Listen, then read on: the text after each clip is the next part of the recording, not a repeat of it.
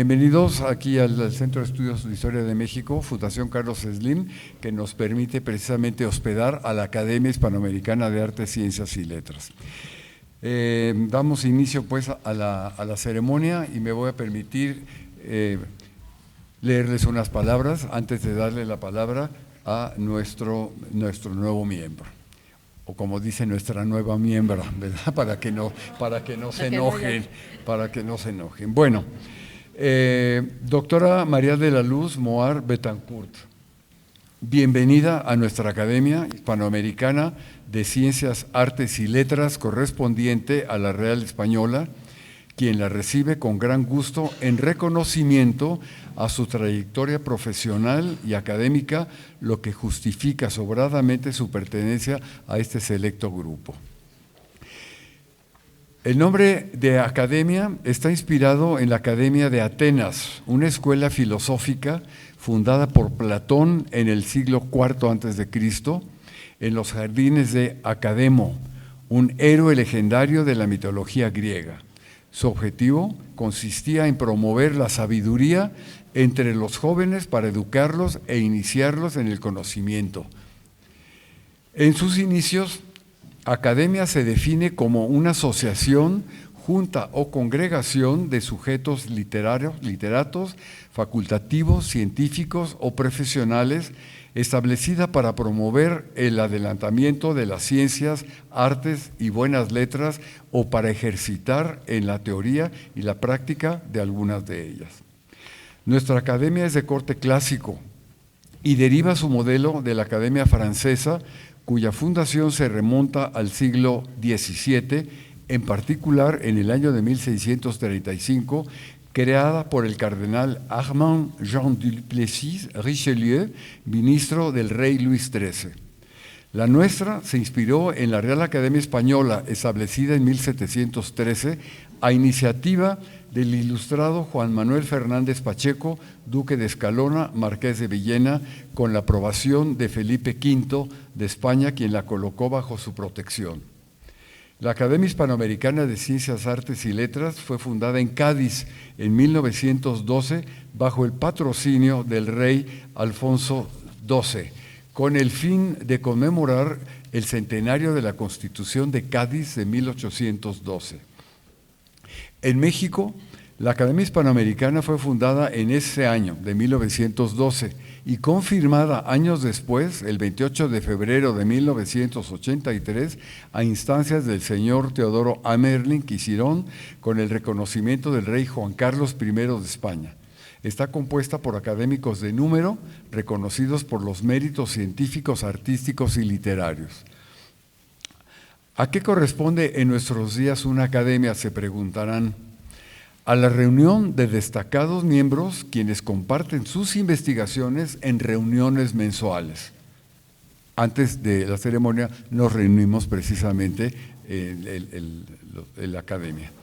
Es una academia plural que reúne geógrafos, filósofos, científicos, historiadores del arte, historiadores, antropólogos, arqueólogos.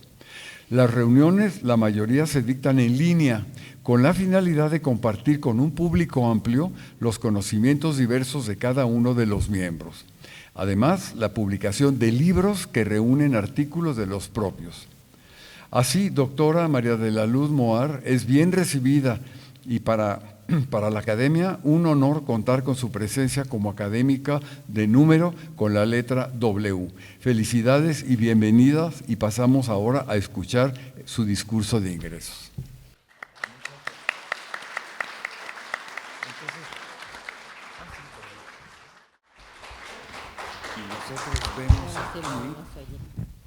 Muchas gracias.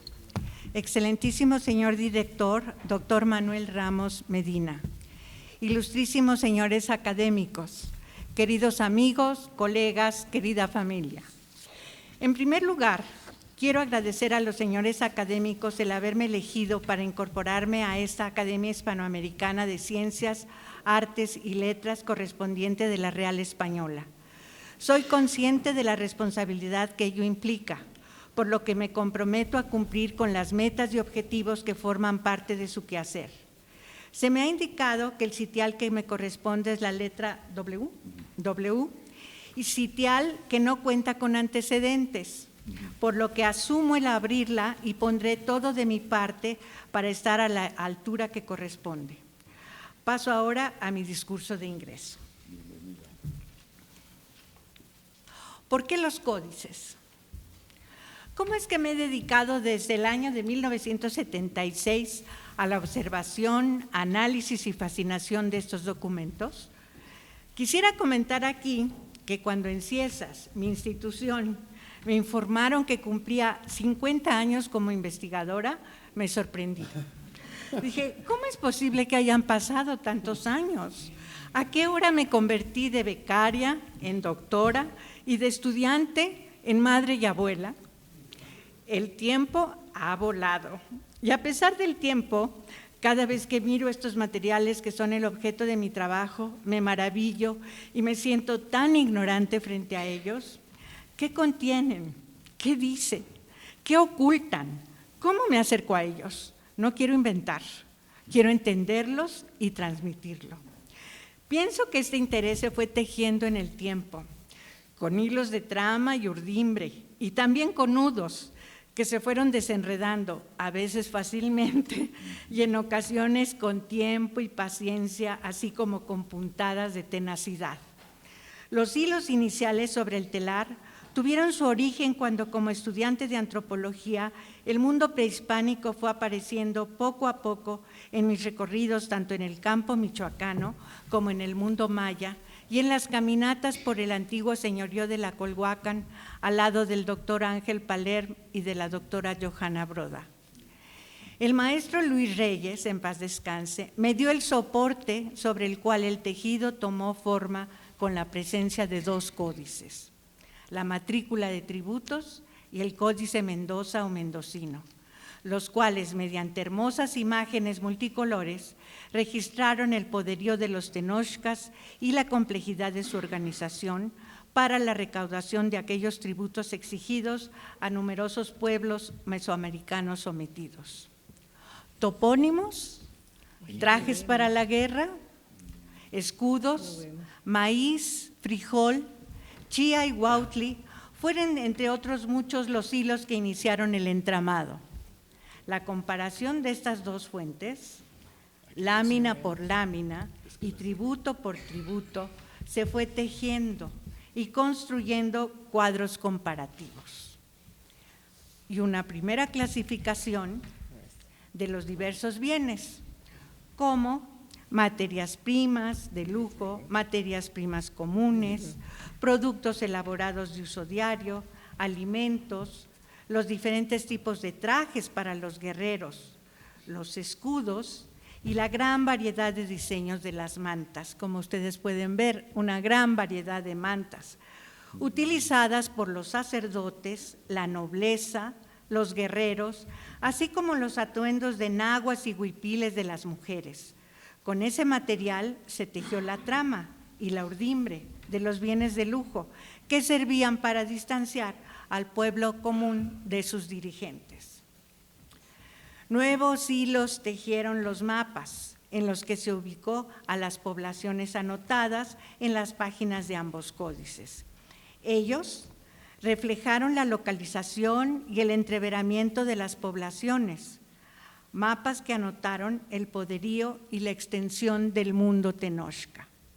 Con ello quedó evidente la mano artesanal de los amantecas, trabajadores de la pluma, las tejedoras, los orfebres y lapidarios, entre otros.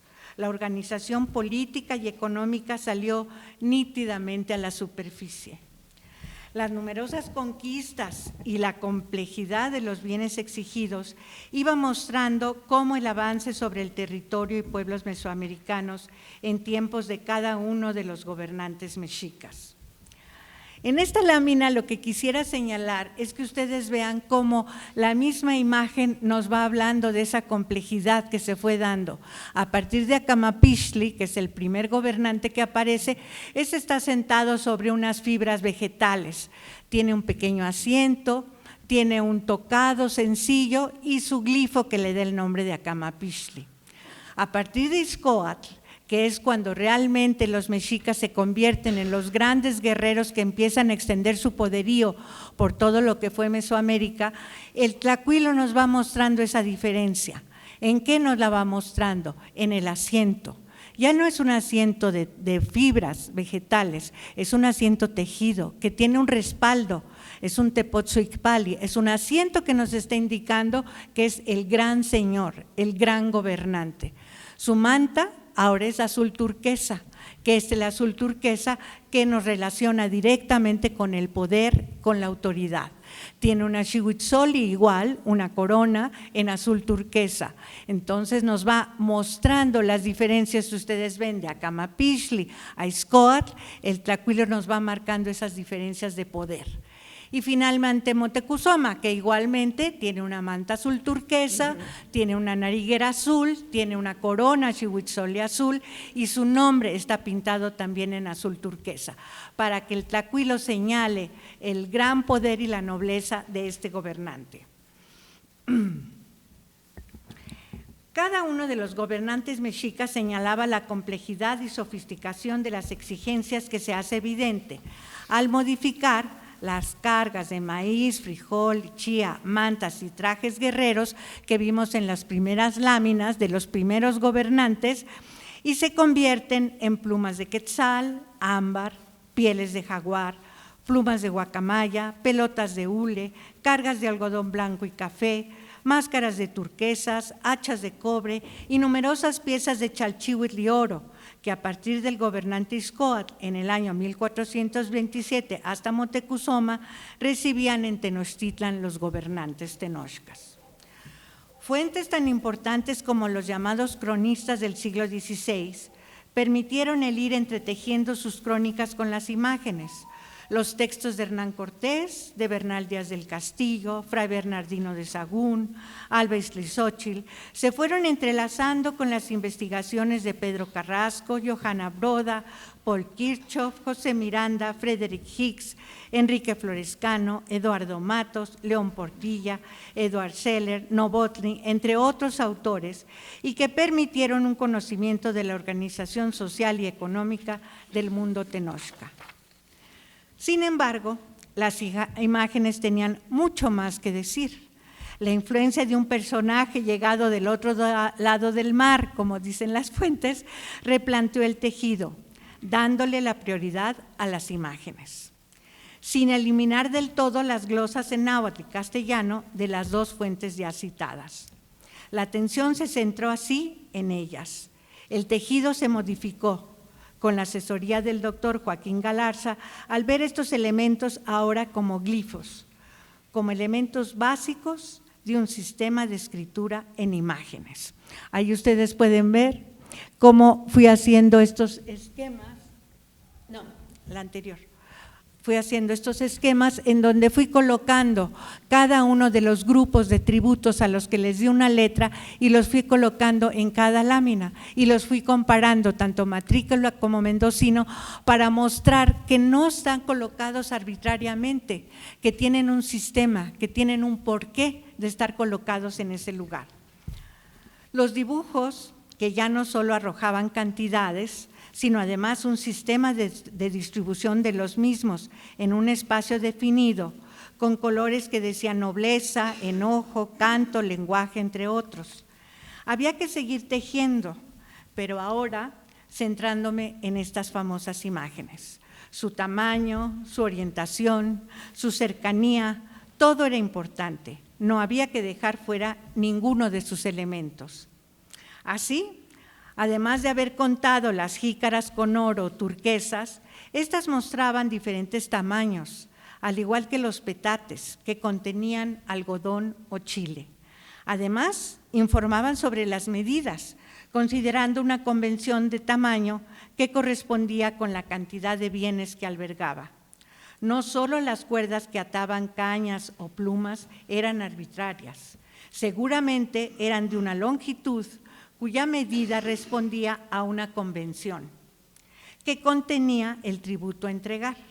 Así, cántaros, chiquihuites, petates, jícaras, mantas y hojas de maíz o cacaxles mostraban un mundo de medidas que la primera vez que habían sido estudiados estos códices yo no los había distinguido.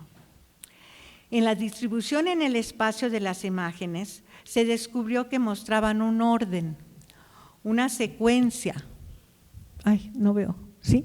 La cual seguramente correspondía a una convención que anotaba momentos y tiempos de entrega, los cuales quedaban marcados con la repetición de las imágenes. Fue así como se pudo proponer lo que se planteó como el ritmo de pago para la entrega de los tributos, que si bien no correspondía con las anotaciones en caracteres latinos que registraban una vez al año o cada 80 días, sí mostraba un posible camino que había sido marcado por los propios tlacuilos y que permitía proponer nuevas lecturas. Como ustedes ven en el ejemplo, se ven cómo hay como conjuntos de elementos que se repiten, ¿no? Son exactamente los mismos de un lado y de un extremo y otro de la página. Entonces yo me empecé a preguntar, bueno, ¿por qué? ¿Por qué repiten lo mismo? ¿Por qué si es una sola fecha de entrega? ¿Por qué el dibujo me está marcando? ¿Qué me está marcando ese dibujo?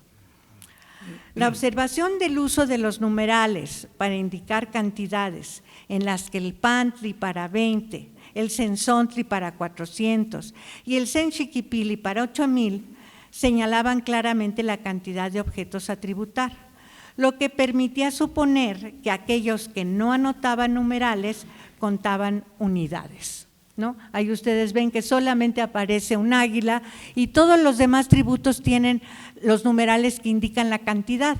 Puse también la máscara que se cuenta por esos círculos, creo que son 10. Entonces eso quiere decir que sí podían contar cantidades menores, pero que no fue necesario utilizarlas, por lo que los objetos que no se tributaban en cantidades aparecían solo una vez. Las glosas de la matrícula y del mendocino no coinciden con esa lectura. Dicen que una fuente dice que las que podían atrapar y otra dice que 10.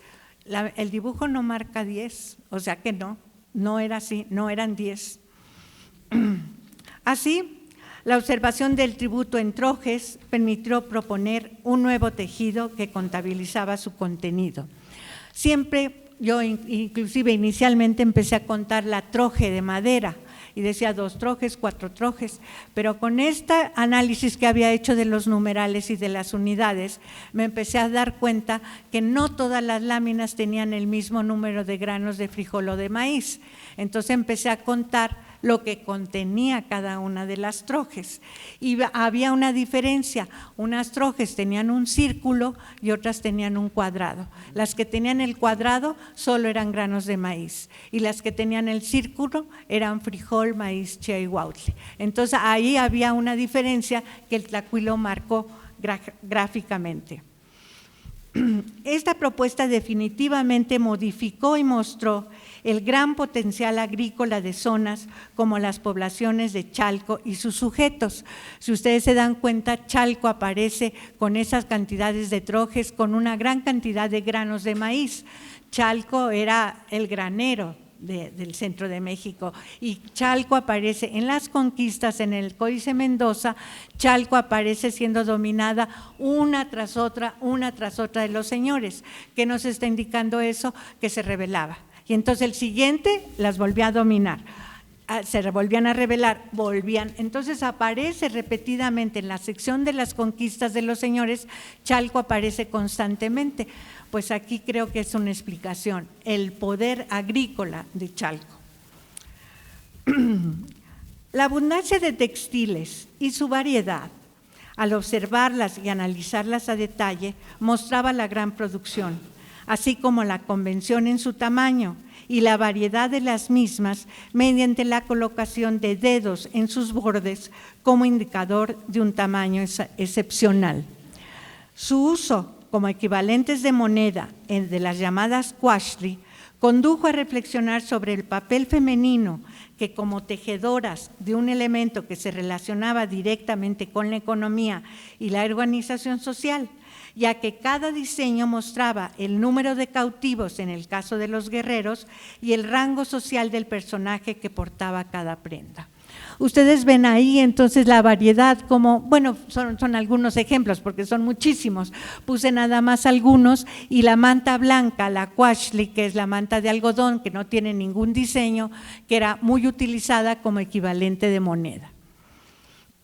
Al considerar a los códices como un sistema de escritura, fue necesario tejer en cada uno de los glifos o elementos catálogos temáticos que a manera de diccionarios de imágenes presentaban información sobre el sistema, su lectura en la lengua original, o sea, el náhuatl. Esta nueva perspectiva, al darle prioridad a la imagen sobre el texto, continuó su tejido en otros sujetos, es decir, los códices fuera del país. Una preocupación muy fuerte para continuar con esta labor fue el centrar el tejido en los repositorios del extranjero, que custodian una gran parte de la riqueza pictográfica de nuestro pasado. La nueva etapa se inició tejiendo fuera de México. La cantidad de nudos que hubo que desatar fueron muchos, para lo cual jugaron un papel central las estancias diplomáticas, los colegas extranjeros, los directores de instituciones mexicanas y como parte esencial el apoyo de CONACYT, hoy CECITI, para poder comprar página por página del llamado Fondo Mexicano custodiado en la Biblioteca Nacional de Francia. Un conjunto de cerca de 60 tejedores, algunos de los que están aquí conmigo, colaboró en esta tarea que culminó con un proyecto titulado Amoxcali, la Casa de los Libros, en el cual más de 80 códices fueron digitalizados, analizados y estudiados, dando a la imagen de los mismos un papel central, que aunado a la trama de los textos en caracteres latinos, fueron conformando un conjunto de más de 45,279 imágenes, que si bien constituían un material espléndido de análisis, su publicación se vio enfrentada a numerosos nudos, como fue el financiamiento. Llevó tiempo, pero finalmente los nudos fueron desatados.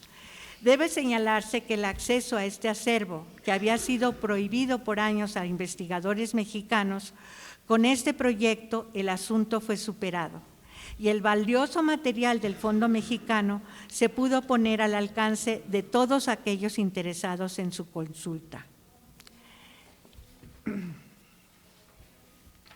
En esta etapa, la tecnología se utilizó para lograr un tejido novedoso, único en ese momento, moderno, en el cual ya no se hicieron fichas a mano, sino todo se elaboró en un programa que permitió hacer el análisis y aislar a cada imagen de glifos o compuestos glíficos de una manera más rápida. Mediante este sistema se analizó cada glifo de cada códice para comparar cada uno de ellos con el total de los materiales trabajados, hacer consultas desde el náhuatl o el español de cada glifo y comparar las imágenes trazadas por los tlahuiloque con las imágenes de la realidad. Allí quiero que ustedes vean, es un pequeño ejemplo de cómo trabajamos. Este es el mapa de Hueyapan, entonces les puse el mapa de Hueyapan tal como es el original, luego cómo lo recortamos, digamos, en zonas, y luego cada zona en cada glifo. Ahí escogí el cerro, el Popocatépetl, en donde se pueden ver cómo desglosamos, entonces separamos el cerro para dar la lectura de Tepetl y el Popoca para dar la lectura del humo, y entonces de esa manera fuimos construyendo cada una de las lecturas de cada uno de los glifos, de cada una de las páginas que trabajamos. De cada documento se tejió también una introducción que explica el contenido del códice y las referencias a tejidos previos cuando había, porque muchos de estos documentos eran inéditos en ese momento por otros tejedores. se añadió sonido para las lecturas en náhuatl, que fue leído por compañeros nahuatlatos académicos para asegurar la correcta pronunciación. Un nuevo lienzo fue necesario elaborar, esta vez con los códices nahuas del Museo Británico en Londres, quien amablemente nos cedió sus imágenes, y el Códice Mendoza o mendocino en Oxford, Inglaterra. Se continuó con el mismo tejido de los proyectos anteriores y fue así como este nuevo lienzo se abocó a trabajar con materiales inéditos. Para algunos de ellos fue necesario acudir al campo, ¿verdad, Ana Rita? Recorrer los lugares citados y fijar la atención nuevamente en la imagen comparada con los textos en caracteres latinos.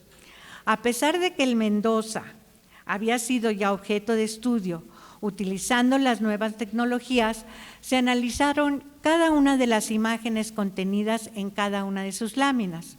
Como en los casos anteriores, se elaboró un catálogo de las imágenes con su análisis respectivo, su traducción al náhuatl y el sonido.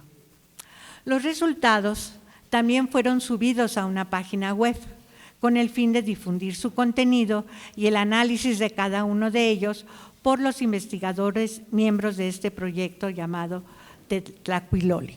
Ahí ven ustedes un ejemplo de cómo analizamos cada imagen, cómo hicimos estos catálogos, en donde ustedes pueden pulsar que quieren ver Cihuatl, mujer, y entonces aparece todas las imágenes de mujer, o Tilmatli, manta, todas las mantas que aparecen en los códices, cada una clasificada, cada una con su propia lectura. Con el camino andado, la Biblioteca Nacional de Viena en Austria sería el lienzo siguiente. Este recto, que es el proyecto Tlatoa del CIESAS, permitirá acercarnos a un conjunto de materiales inéditos conformado por 14 códices nahuas que acompañan al famoso Códice Vindobonensis. Este conjunto se relaciona con el archiduque Maximiliano de Habsburgo y el fraile botánico Dominic Willimek, amigo cercano del archiduque, quien formó una colección. Esta colección se conoce como la colección Willimek de Antigüedades Mexicanas, acervo que fue adquirido por el Museo Imperial de Historia Natural de Viena en 1878, formando parte, junto con algunas piezas de la colección particular que formó el propio Maximiliano, que hoy se encuentran depositados en la Biblioteca Nacional de Viena, códices resguardados en el fondo de libros medievales que esperan con Tlatoa su próxima publicación. Finalmente, se puede decir que la riqueza de información que contienen estos materiales en imágenes son una parte muy importante del legado de los antiguos pobladores de este territorio que conocemos como México. Es su voz que quedó asentada mediante su propio sistema de escritura, sobre soportes como papel amate, piel de venado, lienzos de algodón o papel de maguey, y que son el testimonio de esa voz indígena que los tlacuilos registraron. Aquello que a sus contemporáneos interesaba conservar, relatar, denunciar, y que a los actuales pobladores nos corresponde conocer y valorar este patrimonio que habla de nuestras raíces. Finalmente, les pido que lean un texto que nos habla de este asunto. Muchas gracias.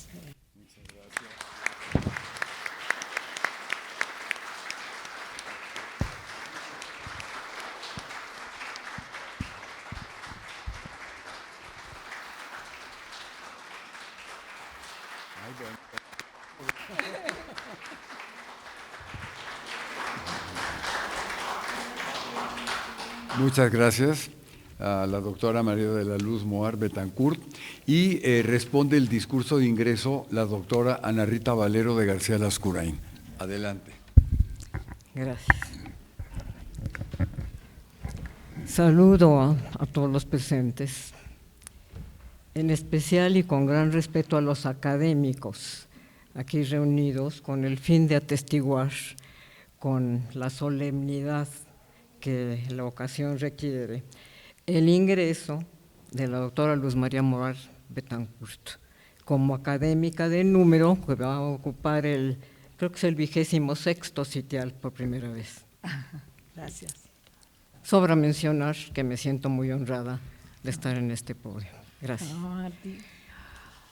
Como es evidente, hablar de la doctora Moar obliga ineludiblemente a hablar de su entrega, su pasión, su constante fidelidad en torno a uno de los mayores tesoros del patrimonio mexicano de todos los tiempos, los códices, dicho Luzma con mayúscula.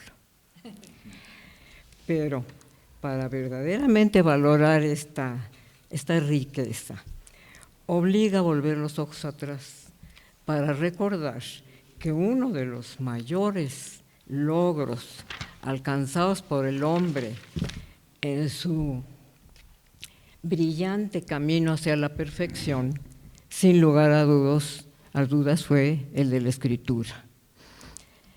Miren, aquel momento en el que el hombre logró manifestar por medio de la letra sus ideas o sus deseos, sus angustias o sus alegrías, adquirió indiscutiblemente uno de sus atributos más caros.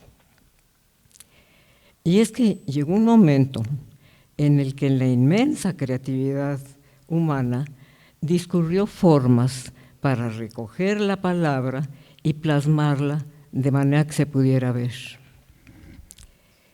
Sin embargo, esta maravilla que implicó convertir lo abstracto en concreto y lo audible en visual, fue logrado solamente por unos cuantos pueblos, por unas cuantas culturas, en el largo caminar del hombre. Fueron, fíjense, solo los egipcios, los mesopotámicos, los chinos y nuestros antecesores en estas tierras, los mesoamericanos, solamente. Mesoamérica fue el único punto de este continente en donde el hombre logró, como decía León Portilla, guardar su pensamiento, guardar su palabra, encerrándola dentro de un enjambre de signos para preservar la Huehuetlatoli. Por eso, él dijo siempre, y con toda razón, que México es una tierra de libros. Y sí lo es, o más bien dicho, una Amoxtlalpan. Pero además lo ha sido de tiempo atrás, esa es la otra cosa. Miren, un milenio antes, de que Colón apenas se asomara por el Atlántico, ya se estaba escribiendo en Mesoamérica. Ahí están los hallazgos arqueológicos de Copán, o sea, no es una teoría, con la arqueología no hay discusión. Está lo de Copán, en donde se encontraron representaciones de escribanos mayas con sus libros, 1000 años antes de Colón. Por si fuera poco, abundan los comentarios de los cronistas españoles a ese respecto, empezando por Pedro Mártir de Anglería, no sé si los recuerdan, a quien se le considera el patriarca de los historiadores de América, porque él fue el primer europeo que recogió la historia de este continente. Y es que como él era miembro del Consejo de Indias, a él le tenían que llegar directamente las primeras informaciones del Nuevo Mundo. Él conoció a Colón, a Américo Vespuccio, a Magallanes, pero aparte de estos grandes navegantes, hablaba también con los soldados, con los evangelizadores y con los anónimos burócratas que después de haber cumplido su periodo en América, regresaban y le entregaban sus reportes de qué es lo que habían hecho acá. Uno de estos reportes que le entregó un tal Corrales a Pedro Mártir de Anglería, que había sido alcalde en el Darién, le llamó la atención al punto de que, impresionado, lo metió íntegro en sus décadas del Nuevo Mundo. Ahí está en el primer tomo de las décadas. Corrales le contó a a Pedro, que estando un buen día leyendo un libro allá en el Darién, probablemente a la sombra de una ceiba, se le acercó un indio desconocido, histórico, y le preguntó: ¿cómo? Ustedes, los españoles, también tienen libros, también tienen símbolos para comunicarse con los ausentes. El indio Corrales. Salta a la vista, pues, con este incidente, la firme presencia de una cultura libresca en las tierras de la América Media. Una de las grandes sorpresas que impactaron a los españoles en sus primeros contactos fue saber que los indios escribían y leían y que tenían libros. Los mixtecas, por ejemplo, se centraron en recoger la historia de las grandes casas reinantes, sus alianzas matrimoniales, sus dinastías, mientras que los mayas incluían libros de medicina, de astronomía, de cronología. Es decir, había especialidades, no solo había libros, sino había especialidades.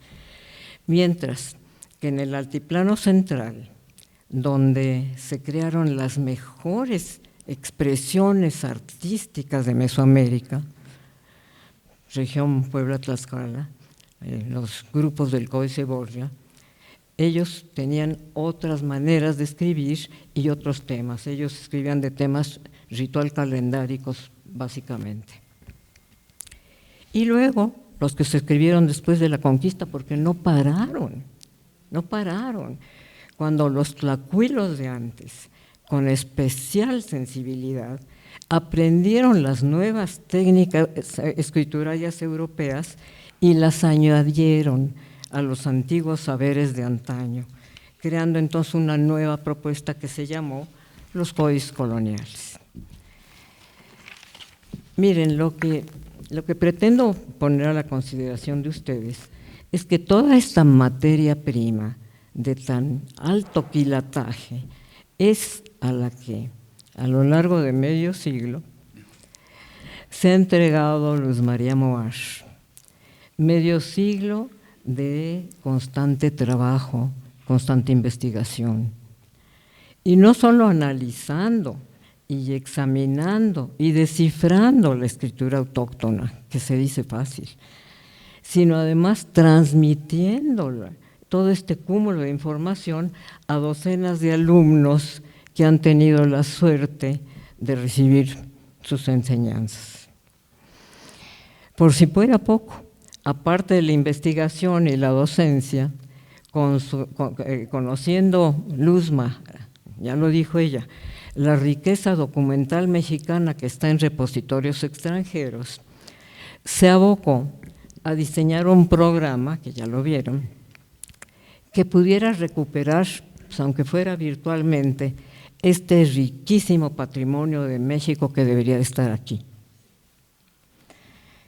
Empezando por los 300 expedientes del Fondo Mexicano de la Biblioteca Nacional de Francia, a los que los mexicanos, paradójicamente, se nos prohibió acceder. Ella no lo dijo por su discreción, pero yo sí me voy a dar el lujo de decírselos.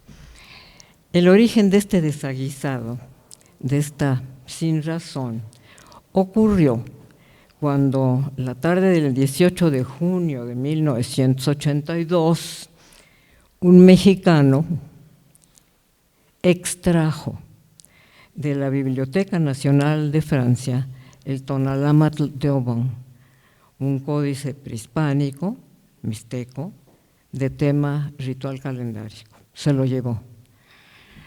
Según lo que él declaró a la jornada, años después, él había planeado un viaje a Europa, creo que era reportero, para ir tomando en distintos repositorios pues, un perfil de lo que allá había. Entonces fue a la Biblioteca Nacional de Francia en varias ocasiones y se estuvo identificando con ella 2 o 3 días, etc. Entonces, otra vez, lo que él le declaró a la jornada es que había solicitado ver el códice peresiano. Es uno de los 3 únicos códices mayas que han sobrevivido a los siglos, es una joya. Se llama peresiano porque en algún lugar tiene dice allí Pérez, el apellido Pérez. Entonces lo pidió, quería que se lo mostrara, y la encargada le dijo que no podía ser, porque era una pieza demasiado especial, demasiado valiosa, y había lo que ellos designaban como estrellas rojas. Las estrellas rojas no se enseñaban. Entonces, el paisano se indignó porque dijo que como un códice mexicano no se lo estaban enseñando a él, que era mexicano. Se indignó. Y entonces, enojado, ¿verdad?, en una suerte de desquite, en un descuido de la encargada, dobló el tonalámatl, no el peresiano, pues si no pudo, pero dobló el tonalámatl porque era un códice en forma de biombo, de esos que se doblaban, de suerte que era un paquete, digamos, portátil. Lo dobló, es un códice no tan largo, está hecho sobre piel de venado, y las láminas aproximadamente son de 45 por 90, o sea, era como un cuaderno. Lo dobló y lo metió, no me lo van a creer, en un zarape de Saltillo que había llevado él para regalar cuando va a una Europa y quiere regalar a la gente. Entonces cogió el tonalámatl, lo dobló, lo puso en el zarape y se salió de la Rue Richelieu. Como ustedes comprenderán, ardió Troya. Se hizo un escándalo muy serio, pues con toda razón.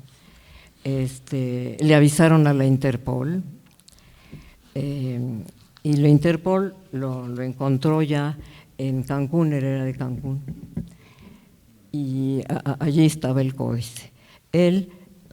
Hay muchas teorías, hay quien dice que él era un comerciante que pretendía vender esto, otros dicen que no, y tan no que lo entregó al Instituto Alina, y en ese entonces López Portillo tomó la decisión de no regresarlo, y eso sí enfureció a Francia excepcionalmente. El argumento de López Portillo es que era un códice mexicano, que había salido del país en forma ilegal, porque cuando salió del país a mediados del siglo XIX ya había habido una legislación que protegía el patrimonio. Entonces México dijo, no, ese es nuestro códice, nosotros no lo logramos.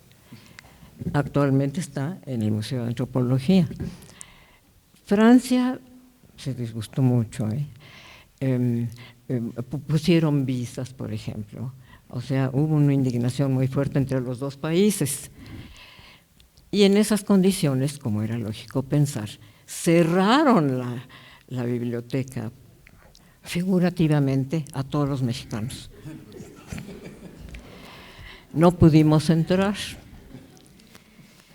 Bueno, hasta que Luz María Moar diseñó su proyecto Amoxcali, que ya ustedes vieron, y apoyándose, fue una campaña increíble, ella debía estar, recuerdo, en la Secretaría de Relaciones Exteriores, algo así. Se apoyó en colegas extranjeros, en una suerte de diplomacia muy inteligente. Consiguió los fondos de CONACYT, cosa muy difícil, y le compró, comprados, así, con francos, todavía no había euros, ¿no? Página por página y imagen por imagen de los 80 códices del Fondo Mexicano que resguardan allá. Y entonces, sí, se abrieron las puertas de la biblioteca para nosotros. O sea, les gustó mucho en Francia ese códice, ya podemos ir a consultar allá. Pero lo importante es ese milagro tecnológico que ella hizo. Cada una de las imágenes están registradas y lo verdaderamente maravilloso ya se dio en un gesto ya de hacer hablar a los códices, con los colegas nahuatlatos que leyeron esto. Entonces, por primera vez, pues en 400 años, se pudo oír los que estaban diciendo estos códices, oímos a los códices. Y lo mismo hizo en el británico y en la de Austria, la Nacional de Austria. En otras palabras, Luz María Moar repatrió parte importante del patrimonio escultural del México antiguo. Es así que esta tarde la doctora entra en la academia acompañada de los antiguos libros del Nuevo Mundo. Enhorabuena, Luzma.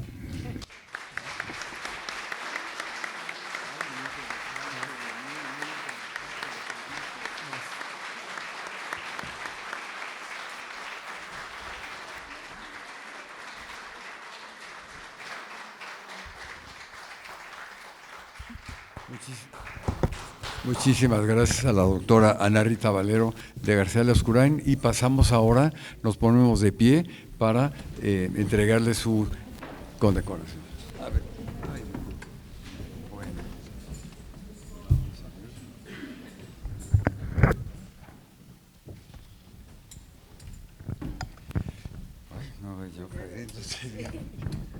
La Academia Hispanoamericana de Ciencias, Artes y Letras, correspondiente de la Real Española, penetrada de los méritos y buenas cualidades que concurren en la ilustrísima doctora María de la Luz Moar Betancourt, ha tenido a bien nombrarlo académico de número Sitial W, en fe de lo cual se expide este título en la Ciudad de México, 18 de febrero del 2026. Muy bienvenida.